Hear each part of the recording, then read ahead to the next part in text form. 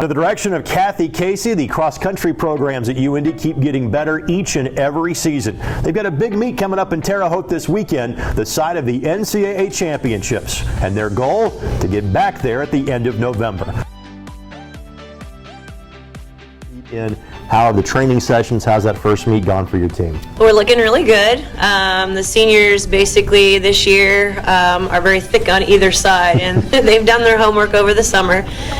So our first meet, we came out quick out of the box, did a really nice job overall. The girls were second at Queen City, and the guys were third. Alex Cushman won, and Kieran Casey was second. And then we pulled together on the ladies' side for a fifth and sixth with Jasmine Alnazi, and then Emily Odell, who's a new one for us this year as well. And then Cameron Casey was seventh on the guys' side, and Joel Keller was 16th. So we did a really nice job, had some nice packs further back, and basically with the training that we've had over this couple of weeks, we've seen, again, some people get some legs back after camp and kind of bringing basically that group forward to close those gaps.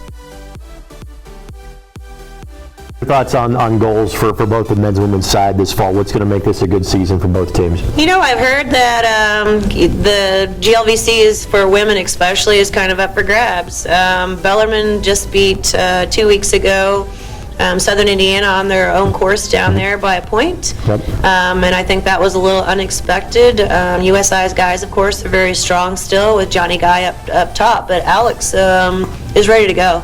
Alex, of course, redshirted last year, so he is ready to take on that challenge. But I think overall our goals are to try to win the conference meet, of course, and if not, to be one of those top 3 teams. And then nationally, they're taking 6 women's teams and 5 men's teams, and to be one of those, to get on the bus, to be a part of it. If Bangman and I said after camp, if there's ever a team that has, the qualities to make it there, these 2 teams do. So hopefully we get to take that trip to the big dance this year again. But tell us the decision as to why to come back here and keep your career going after already getting a degree from Indiana University. Well, I always wanted to go to grad school, and as I was applying, I applied to 5 or 6 different programs, got into all of them. And I was just thinking about running and the possibility of being able to do that. Already knew Casey, really respected her and her program, and then I actually met with the doctor who leads the Masters of Public Health in my program, and loved her and had a great conversation face-to-face right before I even applied, and just decided, based off our conversation, that's where I wanted to go to get my degree. And then I approached Fangman and Casey, and I was like, hey, I'm applying to UIndy. I would love the opportunity to run as well. Can we make it work? And then it all fell into place and got into the school, and then got to come on the team. So it's definitely a student-athlete experience. Any sort of goal once grad school's over with? What do you want to do with that master's degree? I would love to work for the state or maybe a non-for-profit. So. All right, now, what would you like to do on the cross-country course, so to speak? What's the goal for you this year here at UIndy? Unlike what Coach Casey said, I never actually made it to the ISU course for the state meet for cross-country in high school, just because our semi-state was pretty harsh. And so I have a lot of feelings going into that, being a 5th year and just never really having a championship race on that course. So I'll be really excited to see what I can do, and what kind of records I could break. My own personal records there. So. Well, their records, your records, whatever the case may be. Yeah, exactly. It's great to have you here at UIndy. Best of luck trying to balance the MPH program and what you do on the course.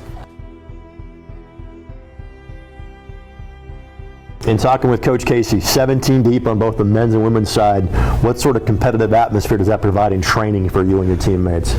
We usually break up big in groups, so it's a lot of the groups like to compete against each other, and each practice we try to get to the next group and try to get there, and it's fun. It's fun camaraderie. It's fun to be around, and fun to all of us help each other out to be better. In talking with Kathy, she said this kind of week and in the last meet, she can see the legs coming back from training, which tells me training was really, really tough for you guys. How hard was she on you in the month of August? We were pretty hard. We went to Michigan for camp, and we kind of hit it hard with about 4 workouts for 4 straight days, and double runs every day. So we hit it pretty hard right before, and a lot of guys hit it pretty hard this summer.